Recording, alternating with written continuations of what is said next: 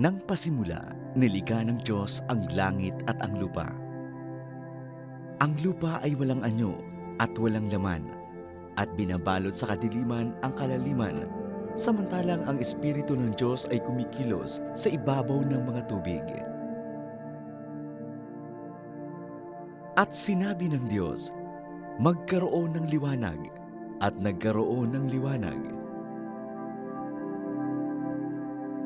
Nakita ng Diyos ang liwanag ay mabuti, at ibinikod ng Diyos ang liwanag sa kadiliman. Tinawag ng Diyos ang liwanag na araw, at ang kadiliman ay tinawag niyang gabi.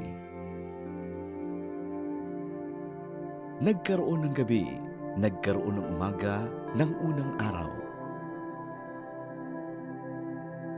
Sinabi ng Diyos, magkaroon ng isang kalawakan sa gitna ng tubig, at paghiwalay nito ang tubig.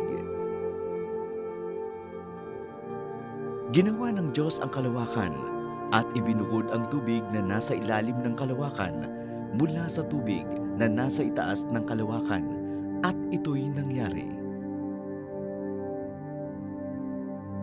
Tinawag ng Diyos ang kalawakan na langit. Nagkaroon ng gabi at nagkaroon ng umaga ng ikalawang araw.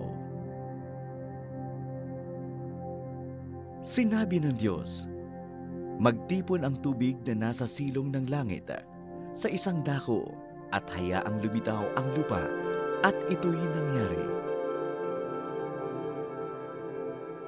Tinawag ng Diyos ang tuyong lupa na lupa, at ang tubig na natipon na tinawag niyang mga dagat, at nakita ng Diyos na ito'y mabuti.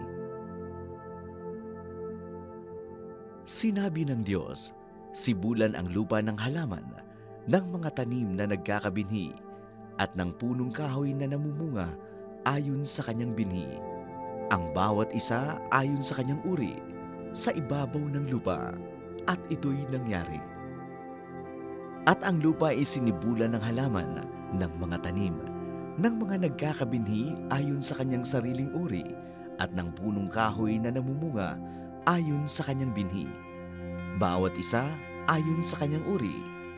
At nakita ng Diyos na ito ay mabuti.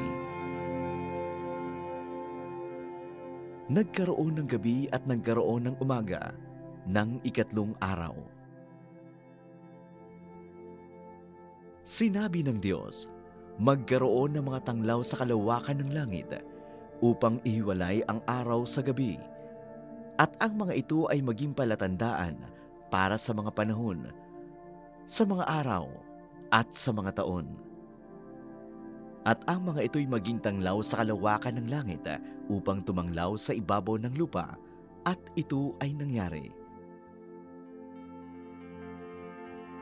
Nilikha ng Diyos ang dalawang malaking tanglaw, ang malaking tanglaw upang maghari sa araw, at ang maliit na tanglaw upang maghari sa gabi. Nilikha niya ang mga bituin. Ang mga ito'y inilagay ng Diyos sa kalawakan ng langit upang tumanglaw sa ibabaw ng lupa, upang mamahala sa araw at gabi, upang ihiwalay ang liwanag sa kadiliman, at nakita ng Diyos na ito ay mabuti. Lumipas ang gabi at sumapit ang umaga ng ikaapat na araw. Sinabi ng Diyos, hayaang bumukal sa tubig ang maraming nilalang na may buhay, at magsilipad ang mga ibon sa ibabaw ng lupa sa kalawakan ng langit. Kaya't nilikha ng Diyos ang mga dambuhala sa dagat, at ang bawat nilalang na may buhay, ayon sa kanya-kanyang uri, na gumagalaw na ibinukal ng tubig ayon sa kanya-kanyang uri, at ang lahat ng ibon na may pakpak ayon sa kanya-kanyang uri, at nakita ng Diyos na ito ay mabuti. At sila'y binasbasan ng Diyos, kayo'y magkaroon ng mga anak at magpakarami. Inyong punuin ang tubig sa mga dagat, magpakarami ang mga ibon sa lupa. Nagkaroon ng gabi at nagkaroon ng umaga ng ikalimang araw. Sinabi ng Diyos, magkaroon ang lupa ng mga buhay na nilalang, ayon sa kanya-kanyang uri, ng mga hayop at mga nilalang na gumagapang, at ng maiilap na hayop sa lupa, ayon sa kanya-kanyang uri. At ito'y nangyari. Nilikha ng Diyos ang maiilap na hayop sa lupa ayon sa kanya-kanyang uri, at maaamong hayop ayon sa kani-kanilang uri, at ang bawat gumagapang sa ibabaw ng lupa ayon sa kanilang uri. At nakita ng Diyos na ito ay mabuti.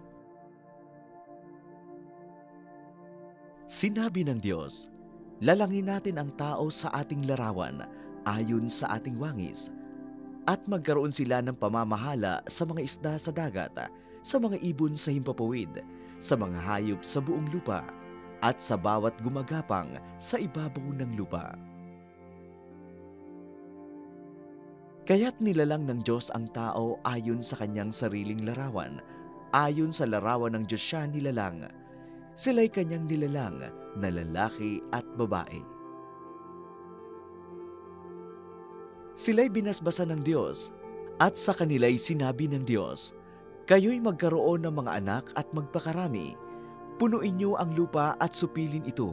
Magkaroon kayo ng pamamahala sa mga isda sa dagat, sa mga ibon sa himpapawid, at sa bawat bagay na may buhay na gumagalaw sa ibabaw ng lupa. Sinabi ng Diyos, tingnan ninyo, ibinibigay ko sa inyo ang bawat halamang nagkakabinhi na nasa ibabaw ng lupa, at ang bawat punong kahoy na may binhi sa loob ng bunga.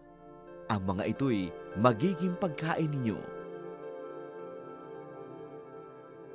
Sa bawat mailap na hayop sa lupa, sa bawat ibon sa himpapawid, sa bawat gumagapang sa ibabaw ng lupa, sa bawat bagay na may hininga ng buhay, ay ibibigay ko ang lahat ng halamang luntian bilang pagkain. At ito'y nangyari. Nilikha ng Diyos ang lahat ng kanyang nilikha, at ito'y napakabuti. Nagkaroon ng gabi at nagkaroon ng umaga, ng ika-6 na araw.